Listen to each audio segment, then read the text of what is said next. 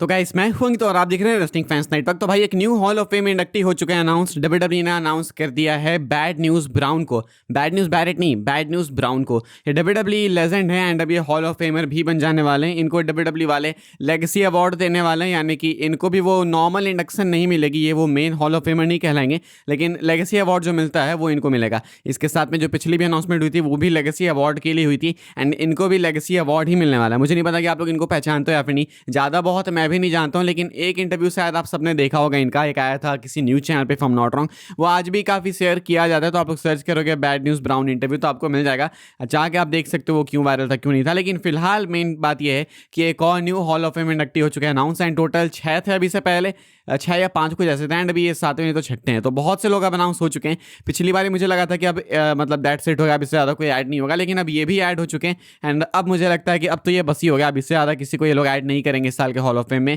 फिलहाल bad news brown को just ही announce किया है ट्रिपल एच एंड डब्ल्यूडब्ल्यूई ने फॉर हॉल ऑफ फेम 2026। आगे बढ़ते हैं भाई लोग, हम लोग बात करते हैं अगली अपडेट के बारे में जो कि ब्रॉक लेसनर को लेकर and Brock Lesnar is once again surrounded with a new controversy. भाई लेसनर का लोग पीछा क्यों नहीं छोड़ते भाई, पता नहीं क्या ऑब्सेशन है लेसनर से, हर चीज़ पे पीछे पकड़ लेना। 2 चीज़ें हैं मैं आपको बताता हूँ भाई।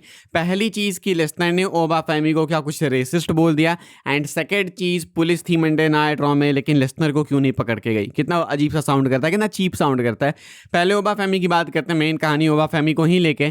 तो ओबा फैमी को लेसनर ने बोल दिया कि you are just lucky boy, कुछ ऐसा करके कि you are not that damn lucky boy. अब यहाँ पे कंट्रोवर्सी क्या हो गया भाई, इसमें कंट्रोवर्शियल क्या बोल दिया लेसनर ने, तो ये जो बॉय बोल दिया ना लेसनर ने, लोग उस पर थोड़े से ऑफेंसिव तरीके से इस कॉमेंट को लेके जा रहे हैं। बॉय देखो क्यों ऑफेंसिव है, जो ब्लैक लोग होते हैं, जो ब्लैक कम्युनिटी है, वो बॉय अपने आप को बुलवाना ज़्यादा प्रेफर करती नहीं है एंड नॉर्मली वाइट लोग जो थे, जब इन पे कभी अत्याचार हुआ करता था एक टाइम पे, तो बॉय बोल बोल के इनको चिढ़ाते थे एंड इनकी बेइज्जती करते थे, इनको बॉय बोल के बेसिकली ट्रीट करते थे अपने नौकर की तरह। तो इसीलिए आज भी कोई बॉय बोल देता है, एक बार टिफनी स्ट्राइटन ने भी बीच में किसी को बोल दिया था, तो लोग सीधा उधर ही कनेक्ट कर लेते हैं, भले ही इंटेंशन कुछ और हो, क्योंकि नॉर्मली तो बॉय कोई भी बोल सकता है ना कि हे कम हियर लिटिल बॉय, कुछ भी ऐसे बोल सकते हैं, लेकिन लोग उस तरीके से जोड़ देते हैं एंड स्पेशली अगर लेसनर ने बोल दिया तब तो नहीं भी मीन करते होंगे लेसनर, तो भी लोग जोड़ेंगे ही, लोगों को पता होगा फिर भी जोड़ेंगे।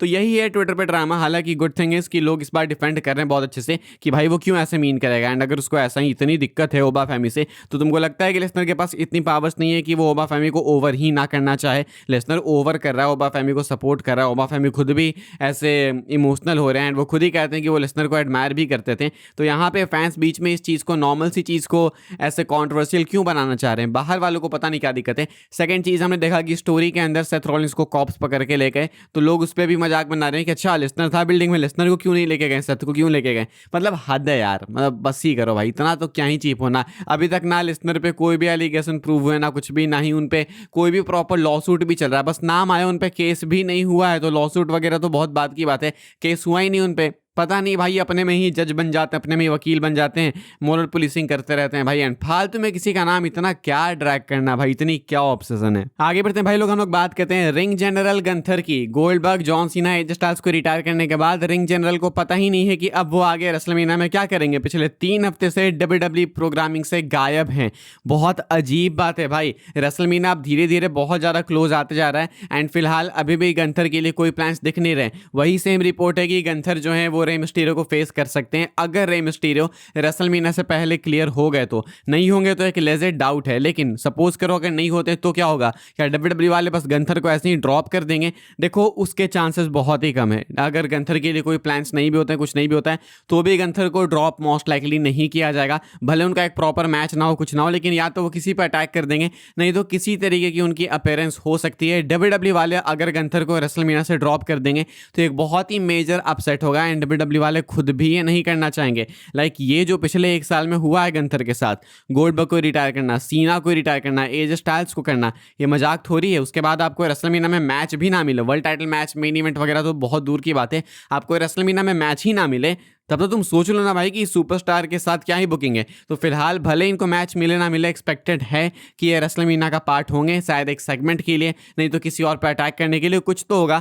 फिलहाल ऐसी कोई अपडेट नहीं है कि ये Andre the Giant battle royal जीतेंगे। काफ़ी लोग ऐसा पिच भी कर रहे हैं, लेकिन उसका फायदा कि अब तो ये बैटल रोल रेसलमेनिया में होता भी नहीं है, पहले होता था भाई रेसलमेनिया में, अब तो स्मैकडाउन में ही कर देते हैं। तो फायदा क्या है उस बैटल रोल को जीत के भी गंथर का, एंड वैसे भी वो अब रेलेवेंट नहीं है, एक टाइम पर कभी हुआ करता था तो था, अब तो वो बात भी नहीं रही। फिलहाल गंथर भले ही रेसलमेनिया के लिए क्लियर दिख नहीं रहे, लेकिन एक्सपेक्टेड स्टिल है कि वो रेसलमेनिया में प्रेजेंट तो होंगे। आगे बढ़ते हैं भाई, हम लोग बात करते हैं अगली अपडेट के बारे में। मैं आपको एक बहुत ही क्रेजी चीज बताने वाला हूँ भाई, दिखाने वाला हूँ, एंड आपको इससे पता लग जाएगा कि आखिर WWE के टिकट प्राइसेस इतने ज्यादा हाई क्यों हैं। तो मैंने आपको बीच में एक अपडेट बताई थी कि WWE ने भी on the road to Mania में एक नया सिस्टम चालू किया है भाई, कि आप कोडी रोड्स के टूर बस को देख सकते हो। कोडी रोड्स का एक टूर बस है, आपने देखा होगा रॉक ने जब कोडी की पिटाई की थी तो वो टूर बस वहीं पे थी, एंड वो बहुत ही रॉयल है, बहुत ही आइकॉनिक है, बहुत ही जबरदस्त है।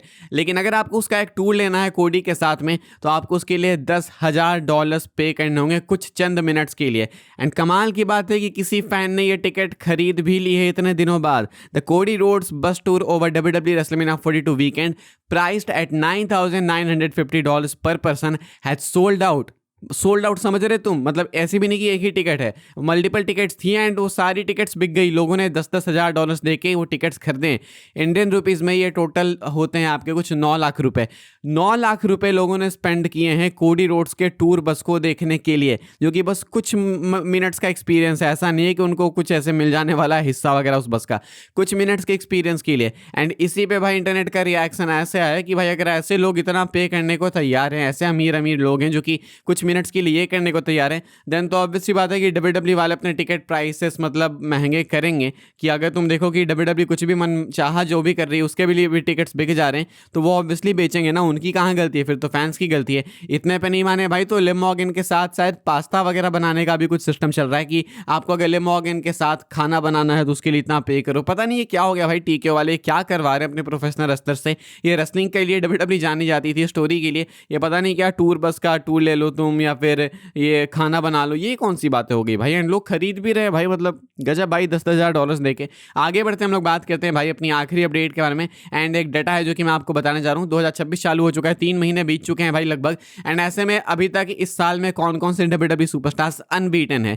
रोमन रेंस अभी तक इस साल किसी भी मैच में नहीं हारे, एंड बहुत अजीब सी बात है बोलने में, किसी भी मैच में रोमन रेंस रंबल में नहीं हारे, इतना बोलो। एजे ली नहीं हारी अपने किसी भी मैच में, एजे ली भी बिल्कुल पार्ट टाइमर ही थी। यहाँ पे स्ट्रीट प्रॉफिट्स का भी नेम है, आर ट्रूथ का नेम है, सीएम पंक का नेम है, जेड कागिल का नेम है, एंड स्टेफनी वेगर का है। स्ट्रीट प्रॉफिट्स का भी नेम यहाँ पे फालतू है, वो तो 26 में अपीयर ही नहीं हुए अभी तक। लेकिन बात करो तुम अगर ढंग से, तो मुझे लगता है ये जो रिकॉर्ड है वो R Truth, CM Punk and Stephanie Vaquer का ही है, क्योंकि जेड कागिल भी बहुत ज़्यादा compete करती नहीं है। एंड सबसे ज़्यादा सीएम पंक का, सीएम पंक ने टाइटल भाई साल के स्टार्ट से लेकर अभी तक बहुत ज़्यादा डिफेंड कर दी है। एंड सीएम पंक अनबीटन है 2026 में, एंड वो सीधा रेसलमेनिया में रोमन को फेस करेंगे 26 में अनबीटन ही जाके। तो ये कुछ सुपरस्टार्स है जो कि भाई अनबीटन है इस साल। ये सब कुछ रेसलमेनिया में खत्म हो जाने वाला है, या तो स्टेफनी हारेंगे, नहीं तो जेड कागिल, नहीं तो सीएम पंक, नहीं तो रोमन रेंस। इनमें से कोई एक तो हारने ही वाला है, नहीं तो एजे ली ऑब्वियसली। तो इसीलिए भाई ये रिकॉर्ड अभी कुछ दिनों तक का ही है, एंड उसके बाद इनमें से बहुत से नेम्स इस लिस्ट से हट जाएंगे।